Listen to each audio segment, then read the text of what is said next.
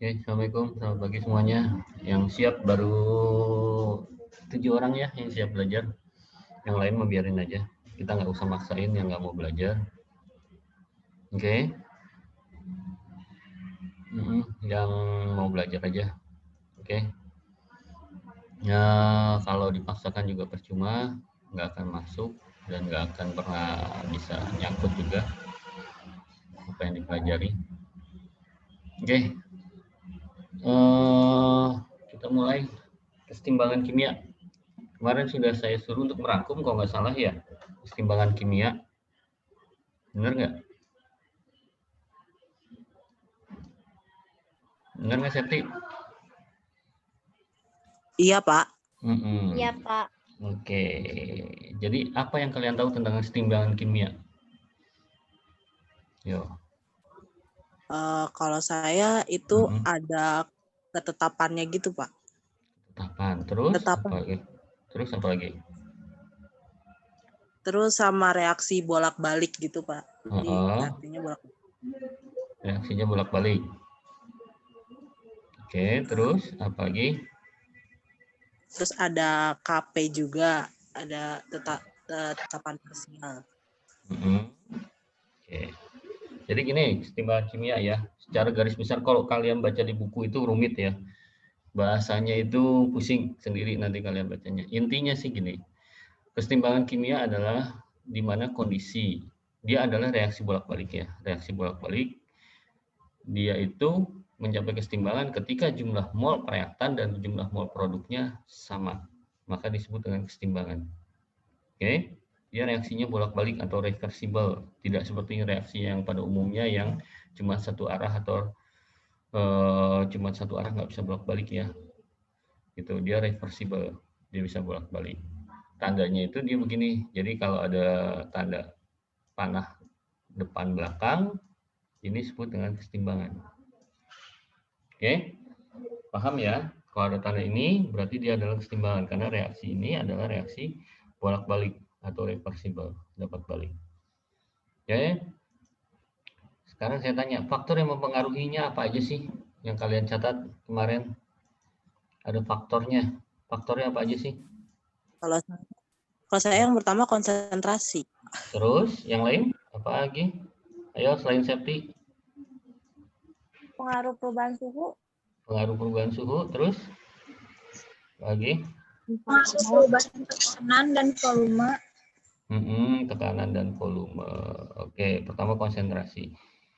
Kalau konsentrasi, kalau kita bicara konsentrasi di kesetimbangan, kita bicaranya gini. Punya selang nggak di rumah? Punya, Pak. Punya ya, selang air punya ya. Oke, kalau konsentrasi itu jadi gini. Kalau kita punya selang air itu kalau kita tempatkan begini ya, mau dia bidang miring segala macam, permukaan airnya rata nggak? Pasti rata ya? Rata, Pak. Iya, pasti rata. Mau dia dimiringin kayak gimana pun pasti rata. Sekarang, kalau saya tambah air dari sebelah kiri, pergerakan air kemana? Ke kanan. Pasti ke kanan. Kalau saya tambah air dari sebelah kanan, pergerakan airnya ke? Kiri.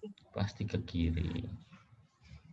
Sekarang kalau saya sedot atau saya hisap ya, dari sebelah kiri, airnya jalannya kemana? Kiri. Pasti ke kiri. Kalau saya hisap atau saya kurangi dari sebelah kanan, jalannya ke? Kanan. Oke, udah pasti. Udah pasti ke kanan. Ini prinsip kesetimbangan. Kenapa? Lihat, ini reaktan, ini produk.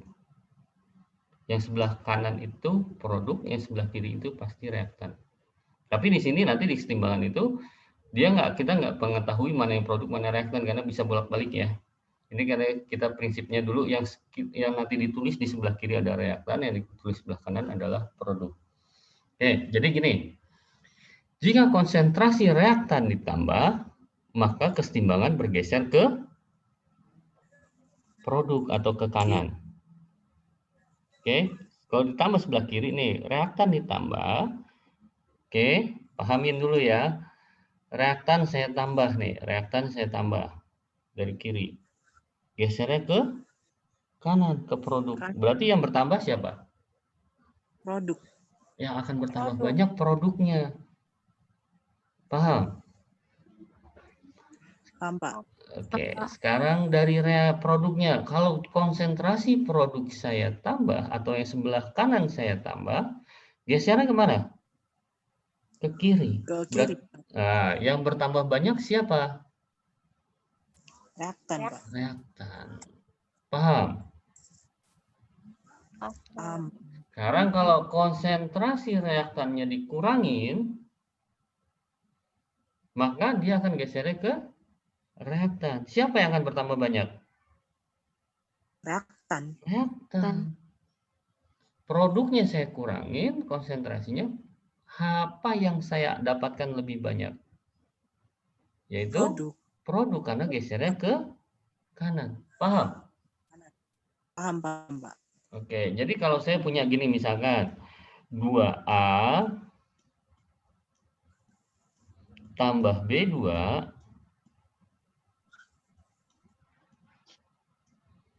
oke, saya punya reaksinya seperti ini sama dengan 2AB. Oke. Kalau pertanyaannya gini, kalau dalam pilihan ganda, saya ingin memperbanyak hasil AB. Apa yang harus saya lakukan dengan konsentrasi? Di reaktan diperbesar, Pak. Oke, berarti konsentrasi A dan B2-nya harus diperbesar karena akan menghasilkan AB yang banyak. Paham? Paham, Pak. Terus apa lagi? Konsentrasi AB-nya diperkecil. Iya, konsentrasi AB-nya diperkecil, maka dia AB-nya ini akan kita dapatkan hasilnya yang banyak. Paham? Paham, Pak. Siapa yang bingung? Siapa yang bingung? Saya agak bingung, Pak. Oke. Sekarang gini deh, jangan pakai AB deh, jangan pakai AB. Saya pakai reaksi yang benar. Contohnya, saya punya N2 tambah H2.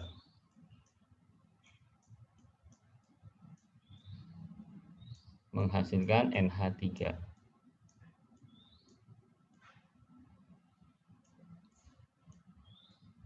Oke, koefisiennya nggak saya tulis dulu ya, nggak usah bingung. Oke, sekarang saya mau mendapatkan gas NH3 banyak.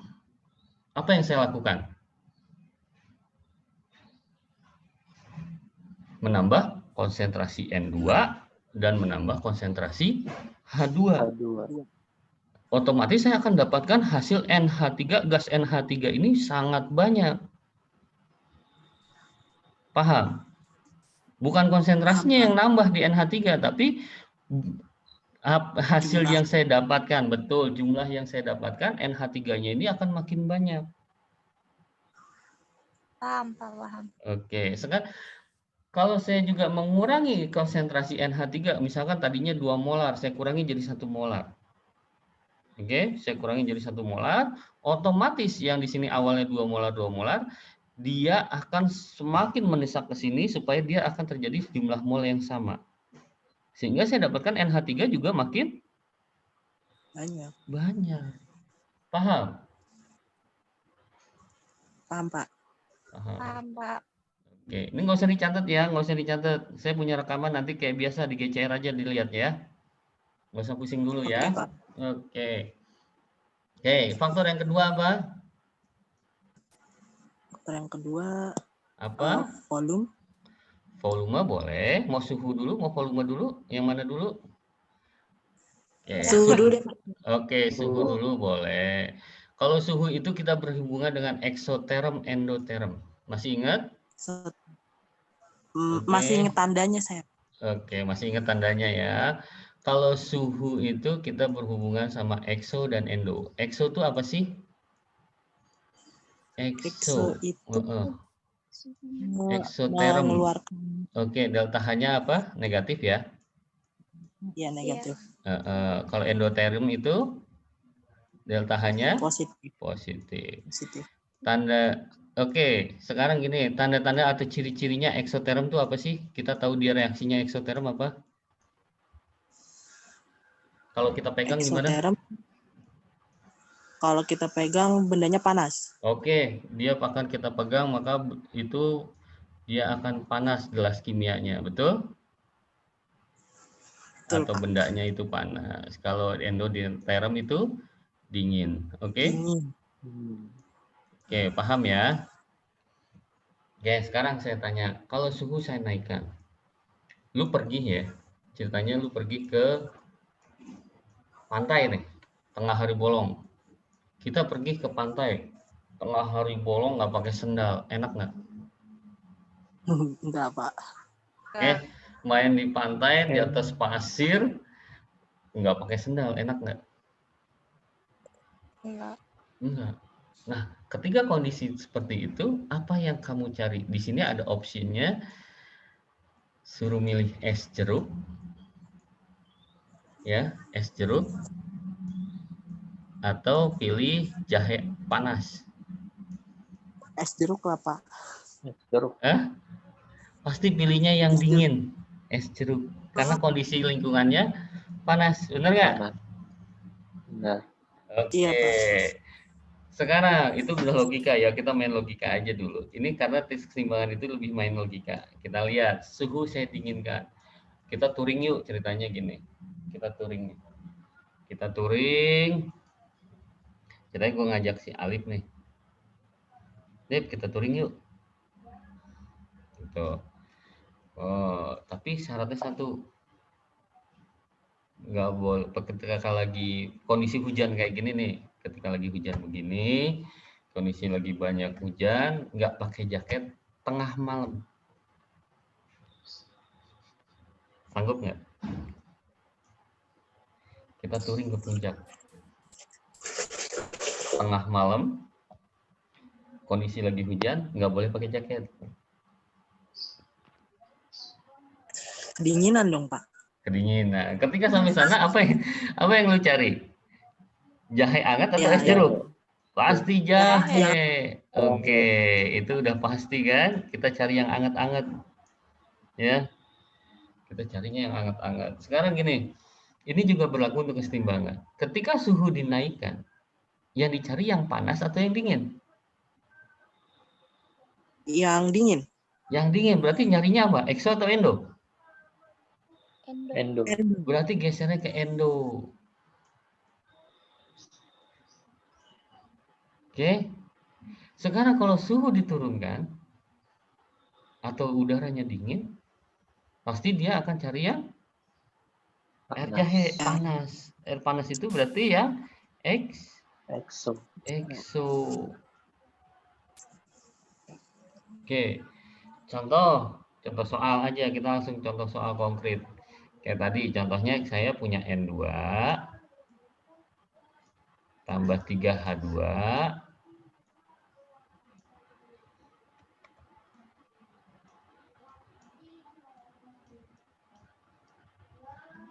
menghasilkan 2NH3.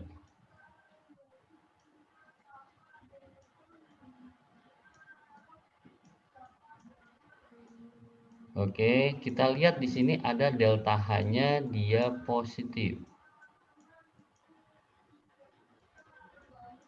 Positif sekian. Apa yang kita lakukan ketika ada soal seperti ini? Saya tanya sekarang, misalkan ada pertanyaan, ketika suhu dinaikkan 10 derajat, maka kesetimbangan akan bergeser kemana? Suhu naik, suhu dinaikkan. Berarti yang pertama kita lihat adalah tanda ini, delta H-nya. Delta H di sini positif negatif? Positif.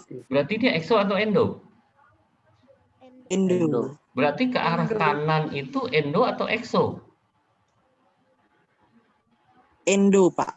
Iya, berarti ke kanan itu endo karena delta H-nya positif.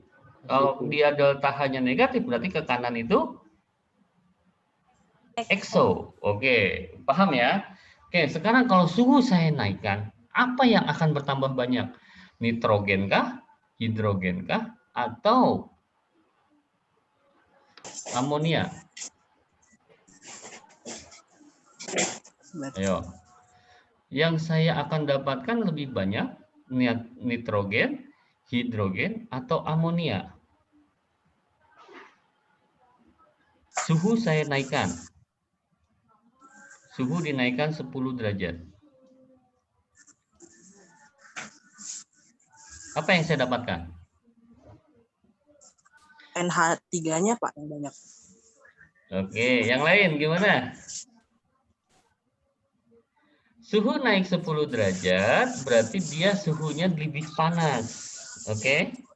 Suhu lebih panas, berarti larinya ke endoterm. Sekarang arah endoterm itu yang ke arah NH3 atau ke arah amonia. Paham? Berarti ketika suhu saya naikkan, maka akan saya dapatkan amonia lebih banyak. Paham? Paham, Pak. Oke, ketika saya turunkan, suhu saya turunkan, maka yang akan saya dapatkan lebih banyak adalah nitrogen dan hidrogen. Paham ya? Paham nih? Paham. Paham, Bang. Oke. Kita lihat faktor yang ketiga. Faktor yang ketiga itu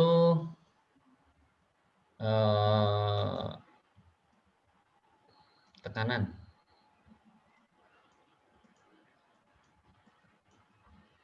Tekanan.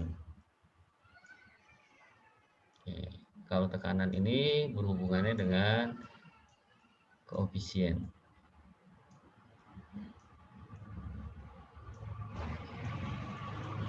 Oke, koefisien tahu kan yang angka depan? Itu koefisien. Oke, sekarang saya tanya, kalau koefisien itu adalah rasa nyaman. Oke, kalau saya bilang koefisien itu adalah rasa nyaman. Oke, sekarang saya tanya, siapa aja sih nih? Faris, pernah pacaran nggak?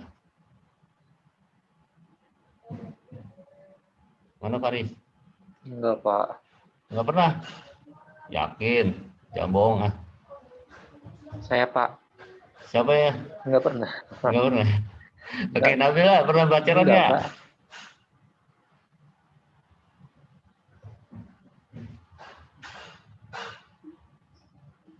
Nabila pernah pacaran nggak? Saya Pak, kenapa? Pernah pacaran nggak? Enggak pernah, Pak. Bohong ah. Pak, pernah. Enggak, Pak. Bohong ah. Enggak pernah. Beneran, Pak, enggak bohong. Oke, Alif Nurul pernah pacaran nggak?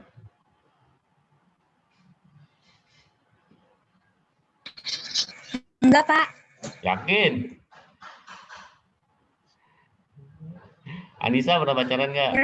Jujur aja. Anissa pernah pacaran nggak? Pernah, Pak. Pernah kan? Jujur aja. Oke, Sisi, lu pernah pacaran nggak sih? Nggak pernah. Oh, yakin. Seriusan. Oke, Terus, sekarang Pak. gini. Sekarang gini, kalau kita pacaran nih, ceritanya kita pacaran. Nih, contohnya Faris nih lagi pacaran ke rumah ceweknya. Ketika Faris pacaran ke rumah ceweknya, di situ ada emak bapaknya. Lagi ngapel nih ceritanya, ada emak bapaknya. Dan emak bapaknya itu nggak pindah-pindah dari ruang tamu. Di sebelahnya mulu.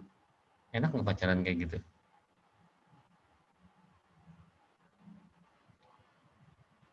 Enak nggak pacaran kayak gitu? Enggak, Pacaran Pak. diawasi. Nggak enak ya, Riz ya? Nggak enak, berarti udah punya pacaran. Enggak. Oke, sekarang gini. Oke, sekarang kalau pacaran, ya nih ceritanya gini. Yang pertama, kasus pertama yang tadi. Kita mau ngajak pacaran nih. Tante, saya boleh ngajak nggak si A? Misalkan gue ngajak siapa ya? Nabila. Nabila, tante saya boleh ngajak Nabila nggak nonton gitu misalkan. Terus kata emaknya bilang, oh boleh, silahkan, tapi tante ikut. Tante ikut nonton. Terus emaknya duduk di sebelahnya di antara lu berdua. Enak nggak? Agak. Enggak. Kenapa Enggak. nggak enak? Diikutin terus. Diawasin terus. Nggak enak ya? Oke, sekarang gini. Ada kasus kedua. Begitu jadi kasus kedua, udah lama nih pacarannya, tahu gini. Nah, Faris, besok tante, om, sama adiknya Nabila mau pergi keluar kota 5 hari. Faris mau nggak nemenin Nabila di rumah selama om dan tante nggak ada?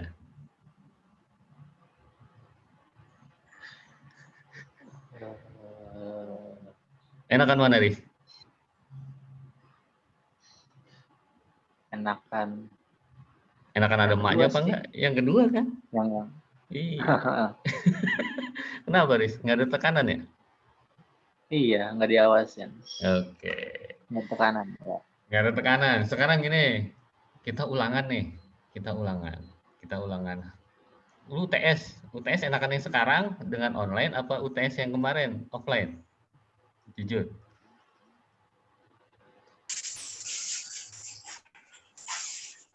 Kalau waktu saya enakan yang offline, Pak. Untuk waktu. Lebih lama. Oke, sekarang pengawasan. Offline nggak ada yang ngawasin. Online itu nggak ada yang ngawasin. Ketika offline, yang ngawasinnya Bu Anissa. Kalau nggak Bu Enakan Desi. online lah. Yang ngawasinnya Bu Desi. Online, Pak. Oke. Online. Ketika lu offline, yang ngawasin Bu Desi, lu tahu sendiri Bu Desi kan? Hei, Sisi, itu ngapain? Sisi, gerak-gerak mulu. Gitu kan? Faris, Benar. nengok mulu. Gitu. Enakan mana? Online, Pak. Online. Lebih nyaman mana? Yang Online. diawasin apa yang nggak diawasin? Yang nggak diawasin. Oke. Sekarang berarti kalau tekanan itu kecil, lu nyaman nggak? Nyaman. Oke, nyaman. Berarti koefisien lu nyaman lu itu besar atau kecil? Besar. Besar. Oke. Sekarang kalau dengan diawasin, dengan pengawasan yang ketat, Bu Desi yang ngawasin atau Bu Anissa yang ngawasin, rasa nyaman lu enak nggak? Enggak, Pak. Enggak. Koefisien lu gimana? Kecil. Kecil. Oke, ini berlaku untuk kesetimbangan juga. Oke, jadi gini contoh kasus kayak tadi kita yang dengan reaksi yang sama dulu deh, biar nggak bingung ya. Kita punya N2, Kita sampai jam berapa? Oh, bentar lagi. Kalian habis ini apa? Bahasa Sunda. Bahasa Sunda, Pak. Sunda. Pak Satori. Bukan, Bu Bu Tati. Tati. Oh, Bu Tati. Paling nggak ngajar, ngasih tugas doang. Iya Pak, udah dikasih tugasnya Pak. Iya kan? Udah santai. Kita nyambung terus nih. Oke. Lihat, 2NH3. Contoh, berarti seperti ini. Ya. Koefisien sebelah kiri berapa? 4. 4. 1 tambah 3. 4. Betul? Koefisien sebelah kanan? 2. 2. Koefisien yang lebih besar yang mana? Kiri atau kanan? Kiri. Kiri. Sekarang, kalau saya mau mendapatkan NH3 banyak, apa yang saya lakukan dengan tekanannya?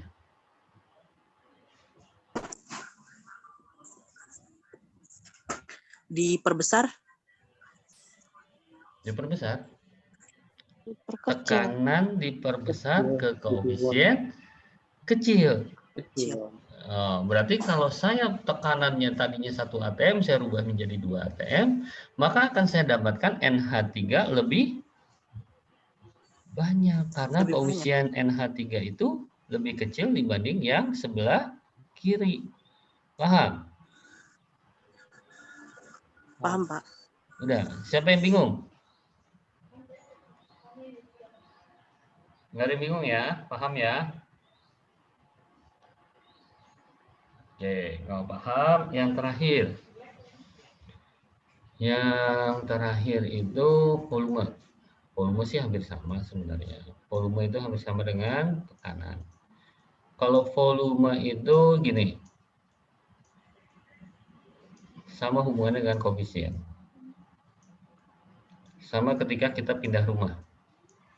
Oke, ketika lu pindah rumah, lu suruh milih kamar. Yang pertama ukuran kamarnya 2x2, yang kedua ukuran kamarnya 3,5 x 3,5 atau 4x4. Mana yang lu pilih? Yang besar. Yang nyaman yang mana? Yang nyaman yang mana? Yang Kali besar. Iya, kalau kamar kecil, lu kentut aja sendiri aja udah kecium bau sendiri ya. Ya, kamar lu kecil nih, lu lagi tiduran, atau lu kentut, baunya, wah ngumprang di situ ya. Beda dengan kamar gede, begitu lu ke kamar gede, lu kentut, udah hilang aja tuh baunya, ya kan? Berarti lebih nyaman yang kamar besar. Volume besar itu, maka koefisiennya akan koefisien juga besar. Jika volume kecil, maka koefisiennya juga kecil. Berarti dia kebalikan dari tekanan. Paham ya? Kanan. Iya. Paham. Oke. Faktor yang terakhir itu adalah katalis. Katalis itu cuma mempercepat terjadinya kesetimbangan, tidak ngaruh apapun ya. Dia cuma mempercepat terjadinya kesetimbangan. Sama kayak kemarin yang kita bahas di laju reaksi, cuma mempercepat jadian. Iya, mempercepat jadian doang. Oke, setelah jadian mah dia ditinggalin. Oke? Kecuali cowoknya rakus, mau juga dengan katalisnya. Dengan comblangnya. Paham ya? Faktor-faktor udah paham? Ada pertanyaan nggak? Paham. Boleh bahas soal nggak Pak? Bahas soal. Oke, gini. Kita belum masuk soal sebenarnya, Sep ya. Ini cuma faktor-faktornya dulu. Kalau mau bahas soal, nanti japri aja, Sep. Takutnya teman-temannya ntar malah bingung. Oke, Pak. Oke. Ada lagi pertanyaan? Pahamin dulu, pokoknya gini. Kalian harus konsentrasi di faktor-faktornya dulu. Kalau kalian udah paham faktor-faktornya, nanti pengerjaan soalnya itu akan lebih mudah. Pahamin dulu. Udah? Paham ini? Paham. Oke, paham ya. Nggak ada pertanyaan ya? Kalau nggak ada pertanyaan, minggu depan kita akan membahas langsung nanti soal perhitungannya di KC, perhitungan di KP, dan hubungan KC dan KP. Paham ya? Udah ya? Bisa nilai